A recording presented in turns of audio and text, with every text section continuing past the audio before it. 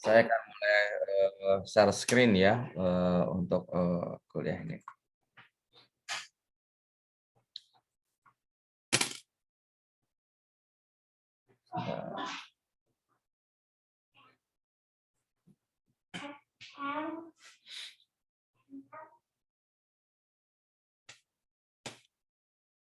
Sebentar ya teman-teman ya, ini jaringannya agak melambat.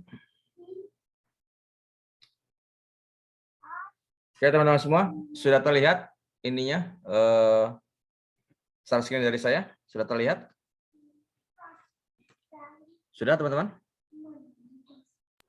Belum, Pak. Belum ya? Bentar.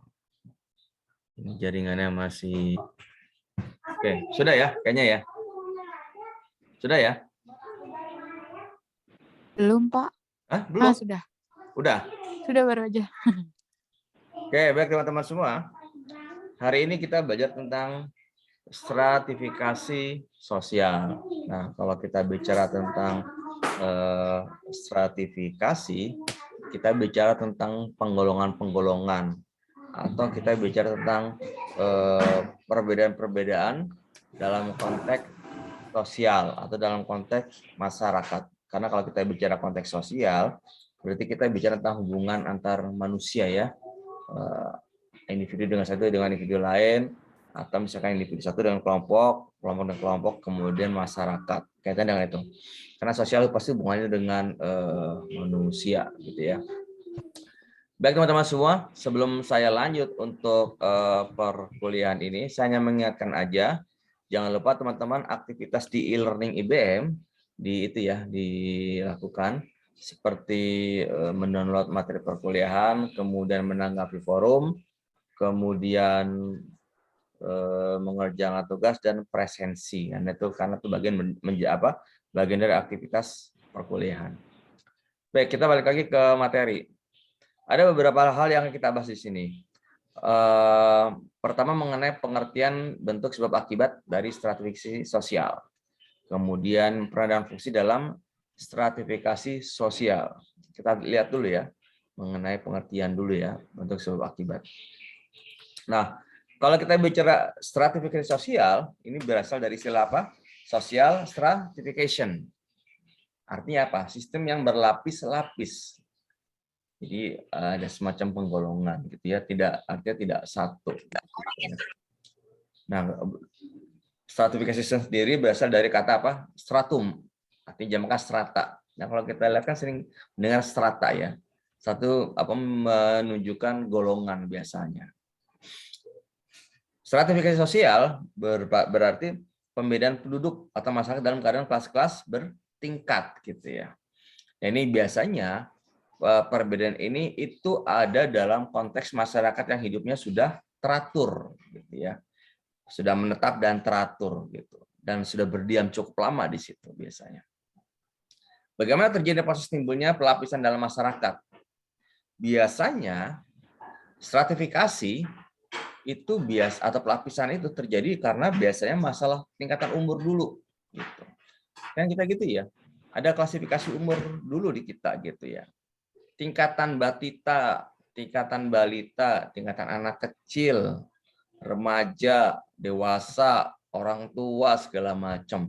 Itu ada gitu. Dan biasanya dengan pengaruh umur itu juga berpengaruh pada bagaimana cara kita berkomunikasi dengan individu tersebut sesuai dengan umurnya. Buat kita yang mungkin sudah dewasa menghadapi anak yang berusia balita, pasti berbeda kan cara kita berkomunikasinya. Gitu. Berbeda dengan kalau kita berbicara dengan orang tua kayak gitu. Kan kayak gitu. Penggolongan berdasarkan umur. Nah, pelapisan ini atau stratifikasi ini ada apa? Ada tujuan bersamanya di sini. Gitu. Jadi, karena ada tujuan bersama yang ini, jadi pelapisan ini disesuaikan dengan hak dan kewajibannya gitu ya. Tadi misalkan kita bicara masalah umur gitu. Oh berarti kalau anak kecil berarti ya tugasnya ya sementara masih kita bimbing, masih kita bina gitu. Kemudian berbeda dengan saat kita menghadapi orang tua gitu. Atau yang teman yang dewasa atau misalnya anak kecil yang harusnya masih sekolah gitu. Pasti berbeda gitu ya. Hak dan kewajibannya berbeda. Nah, dalam bentuk stratifikasi ada yang memang bentuknya ada yang pertama tertutup, closed stratification. Nah, ini di mana anggota masyarakatnya berada pada status yang sama dengan orang tuanya. Nah, ini biasa pada masyarakat yang memang hidup dalam pola konvensional.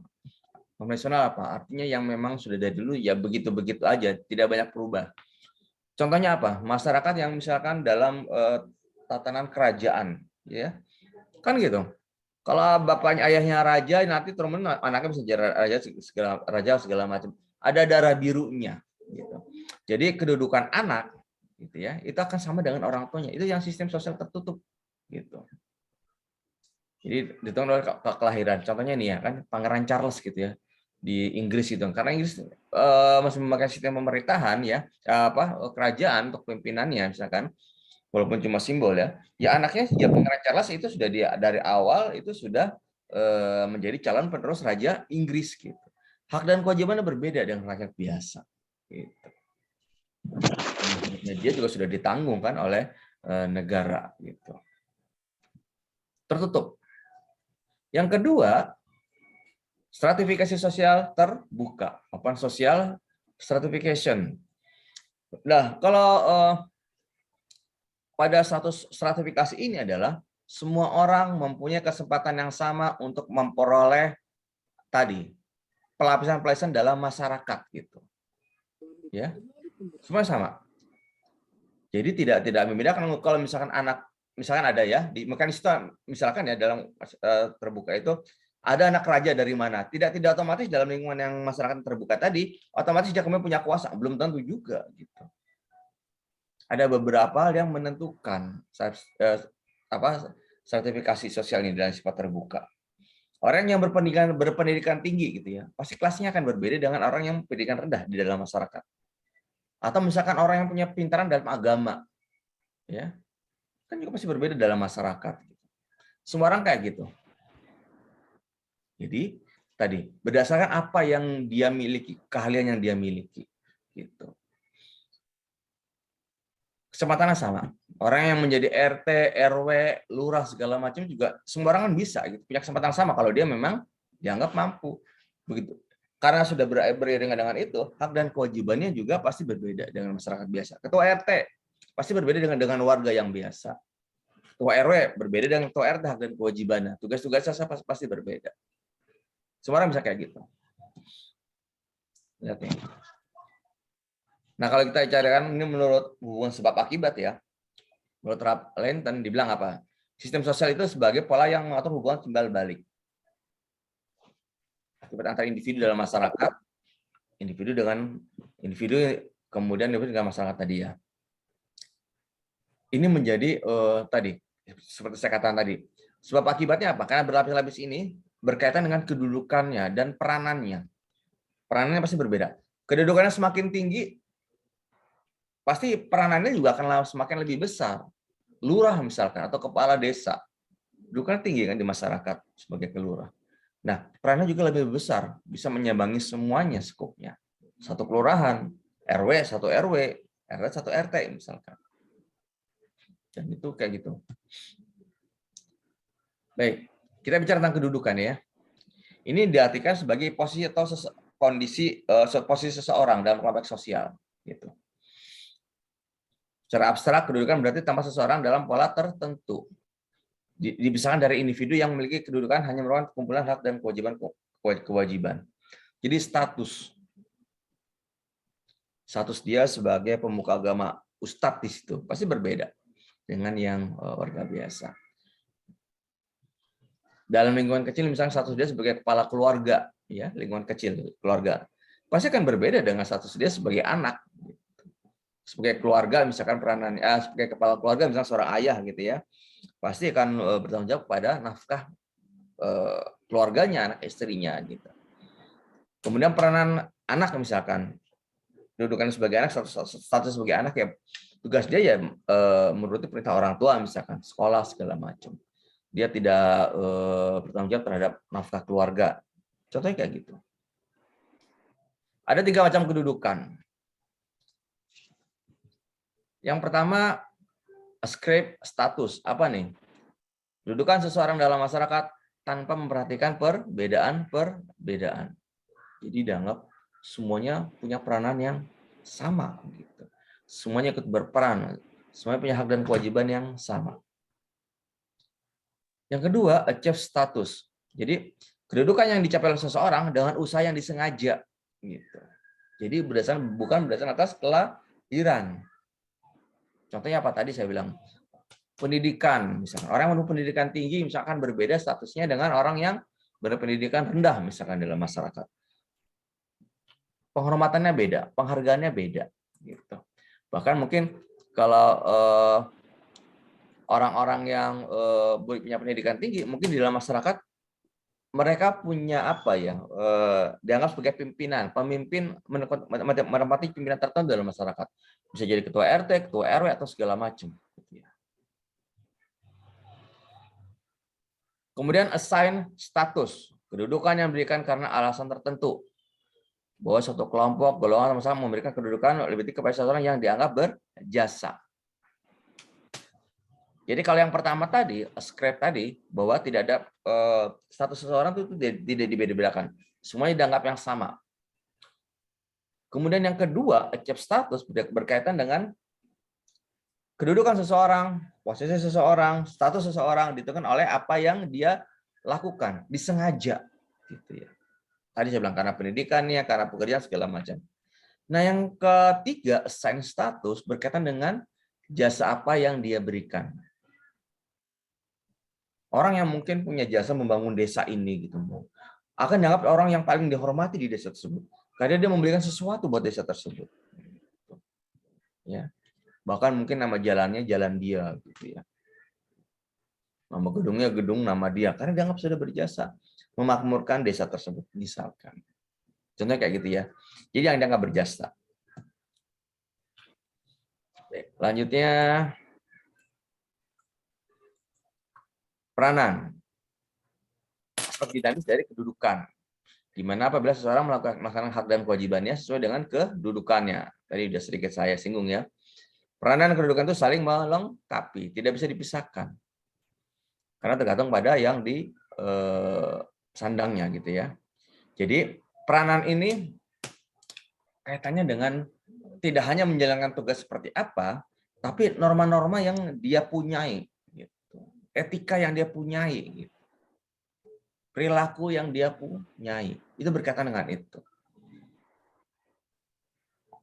Ketua RW misalkan, harus orang yang mungkin punya kebijaksanaan, tapi tegas dalam memimpin warganya satu RW, gitu ya. Mampu menerapkan norma-norma yang ada, tidak bersikap sembarangan, mampu menjaga etikanya dalam berkomunikasi, tidak sembarangan. Kemudian mampu menyatukan warganya biar tidak saling berselisih. Yang diperlihatkan oleh kelakuan perilakunya. Gitu ya. Seorang pemimpin harus menjadi teladan bagi orang yang dipimpinnya. Gitu. Kaitannya tadi dengan norma-norma. Ya. Lalu bagaimana peran inovasi dalam stratifikasi sosial? Kita lihat ya. Peran inovasi stratifikasi sosial. Menyusun alat bagi masyarakat dalam mencari beberapa tugas utama dalam suatu masyarakat. Alat bagi masyarakat itu untuk mempermudah, gitu kan. Keluarga, yang paling kecil kan sebenarnya strata di keluarga, gitu ya. Ada di kepala keluarga. Agak tinggi lagi ada RT, rukun tetangga. Dia bagaimana membantu membina, mengelola satu RT. Lanjut ke atasnya satu RW, rukun warga. Lanjut ke lurah, satu kelurahan, terus kecamatan segala macam. Itu untuk memudahkan itu, menyusun. Tadi untuk mencapai ada tujuan bersamanya gitu. Misalkan apa ya? Menjaga kebersihan. Oke. Dari yang kecil dulu, lingkup keluarga dulu gitu. Kemudian ada dari lingkungannya, dari RT, RW segala macam kan gitu. Kemudian menyusun, mengatur dan menguasai hubungan manusia dalam suatu masyarakat. Nah kayak gitu. Menyusun dan mengatur, ya kan? Sebenarnya kalau yang kita berkaitan dengan langsung warga kan sebenarnya RT tuh ya. Karena yang berkaitan langsung, yang bersentuhan langsung. Kalau RW biasanya membina RT. lurah membina RW-RW, gitu. Kecamatan membina lurah-lurah atau kepala desa yang di ini kan kayak gitu sebenarnya. Jadi sebenarnya langsung bersinggungan dengan masyarakat adalah RT. Dia yang kemudian tadi mengatur, mengawasi ya kayak gitu, memberi laporan ke pihak atas. Lalu melakukan kontribusi sebagai alat nomor 1, mengordinasikan atau mengharmonisasikan kelompok-kelompok masyarakat yang terdapat dalam struktur masyarakat. Bisa mendamaikan yang berselisih, bisa membuat nyaman kehidupan masyarakat. Kemudian bisa membuat masyarakat merasa tenang dalam kehidupannya. Ini kemarin ya, lagi yang COVID kemarin tuh, wah itu saat di lingkungan saya tuh RT RW-nya bergeraknya dengan harus ekstra gitu ya. Karena tiap hari ada aja yang sakit, atau yang tiap hari pandemi kayak gitu. Lalu apa peranan khusus yang lainnya? Mengkategorikan manusia dalam strata yang berbeda-beda gitu. Ini untuk menyederhanakan dunia manusia dalam konteks saling berhubungan di antara mereka. Nah, kenapa dikategorikan? Gitu. Sebenarnya dalam konteks lebih lanjut ya, pengkategorian ini sebenarnya ada yang dinamakan demografi, ya, ada yang didasarkan atas geografi. Gitu. Apa dibedakan dalam unsur demografi? Itu biasanya distratakan, diklasifikasi dalam bentuk umur, jenis kelamin, agama, tingkat pendidikan, tingkat ekonomi, itu secara demografi. Ada lagi berdasarkan geografi, wilayah pegunungan, wilayah laut, Indonesia Barat, Indonesia Timur, kayak gitu. Wilayah apa, kayak gitu. Itu salah satu contohnya ya. Ada beberapa sebenarnya penggolongan seperti itu. Ada juga yang sebenarnya gabungan antara, tadi kan saya bilang demografi, ada geodemografi, gabungan antara geografi dengan ini. Itu ada juga seperti itu. Nanti akan banyak kita pelajari ke depannya ya, mengenai pengkategorian strata seperti itu ya dalam masyarakat. Itu dalam konteks yang lebih luas ya. Gitu. Di secara nasional ada seperti itu. Gitu. Baik teman-teman, saya tidak banyak untuk materi pada hari ini karena memang temanya juga seputar masalah pelapisan tadi dalam masyarakat, ya, masalah stratifikasi gitu ya. Tidak banyak materi yang diberikan pada malam hari ini. Gitu. Oke teman-teman, sebelum saya buka link untuk tanya jawab, saya minta teman-teman dibuka dulu kameranya untuk saya ambil fotonya sebagai tanda kita bentuk perkuliahan. Kan teman-teman, yang tidak bisa membuka kameranya nggak apa-apa ya, yang lagi error gitu ya, nggak apa-apa. Yang bisa saja ya. Oke, saya ambil ya. Senyum semuanya. Oke, 1, 2, 3. Saya save dulu ya. Nanti saya ambil lagi.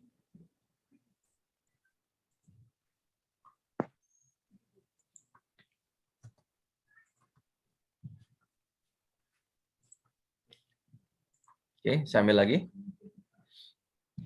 Oke. 1, 2, 3. Irfan kayak cewek perasaan, rambutnya panjang. Enggak Pak, ini style. Hah? Kamu rambutnya panjang ya Irfan ya? Iya Pak, maaf Pak. Nggak apa-apa. Kebanyakan di rumah.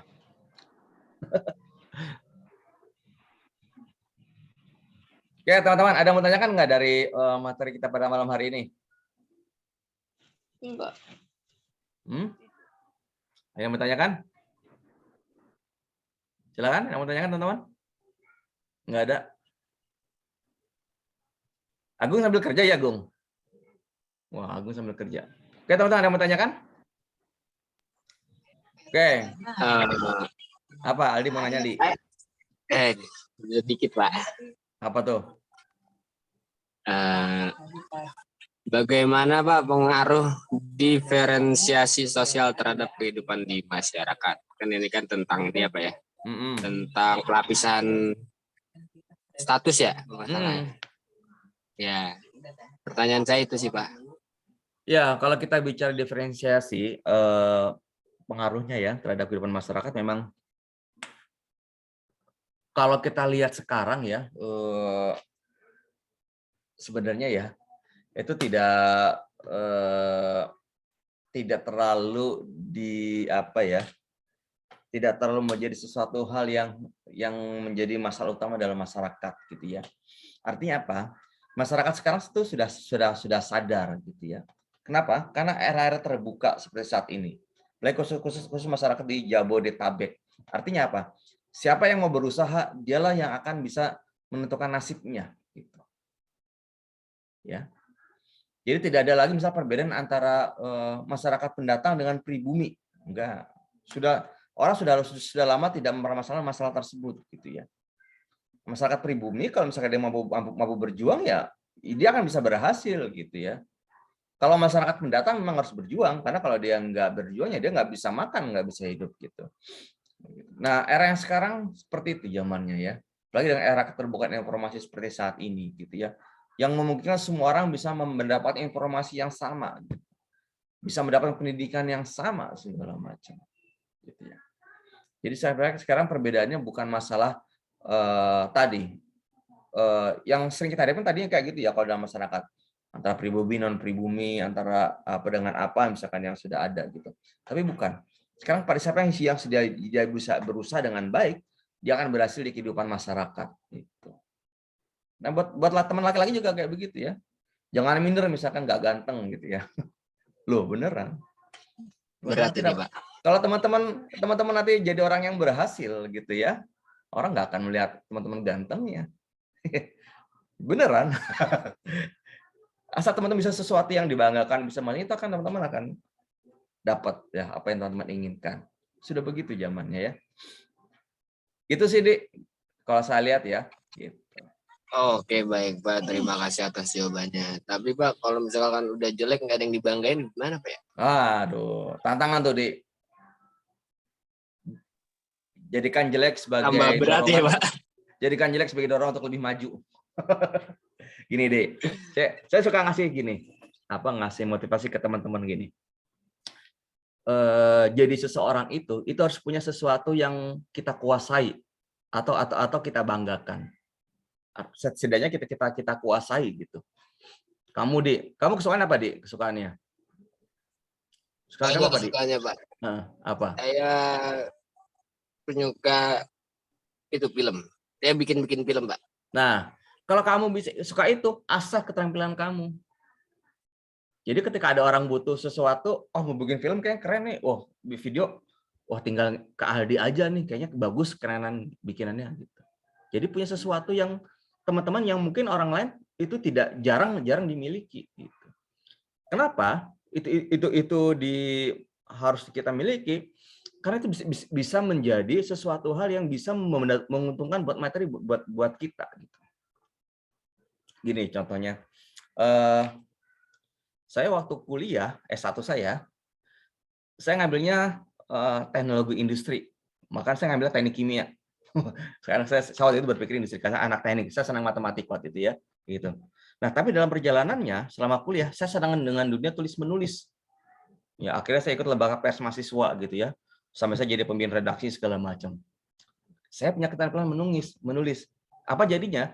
Ketika saya tamat kuliah, saya tidak pernah bekerja sesuai dengan bidang keilmuan saya, sesuai dengan teknologi industri atau teknik kimia yang saya punya, enggak. Saya bekerja selama 18 tahun kemudian menjadi apa? Menjadi wartawan gitu. Hampir 15 tahun saya menjadi di wartawan Kompas gitu, di Kompas Gramedia. Nah, kayak gitu. Karena kesenangan saya dalam hal menulis gitu. Ijazah saya sebagai pelengkap aja S1 gitu ya. Tapi keahlian saya, keterampilan saya yang saya miliki menulis ini yang kemudian menjadi penopang hidup saya. Nah, kamu juga kayak gitu, ketika kamu punya kepintaran, keahlian dalam mengedit video, membuat film dengan bagus gitu kan, kamu asah aja terus gitu. Itu yang kemudian membedakan kamu dengan teman yang lainnya. Jadi teman-teman gini, pendidikan itu tidak dibuat untuk teman-teman mendapatkan materi dari pendidikan tersebut gitu. Enggak gitu. Pendidikan itu hanya untuk memperluas pemandangan kita, untuk memperluas pemikiran kita tentang hal-hal yang ada di dalam luar. Pendidikan kita makin tinggi akan memperluas pandangan kita juga lebih tinggi lagi kayak gitu. Gitu ya. Saya pernah ketemu sama saya juga sebagai trainer ya di beberapa BLK gitu ya. ketika ada seorang siswa saya yang dia tuh sekolah S1-nya apa? Jurusan tarbiyah. Harusnya dia jadi guru gitu. Tapi ternyata setelah dia lulus S1, dia selama 2 tahun itu nganggur. Gitu ya. Saya tanya, kamu nggak coba ngelamar jadi guru atau apa? Saya sudah Pak, cuma selalu gagal, nggak pernah diterima. Akhirnya saya bilang, kamu punya hobi apa, senang apa gitu. Saya senang masak Pak, padahal laki-laki loh. Saya senang masak Pak, kata orang masakan saya enak.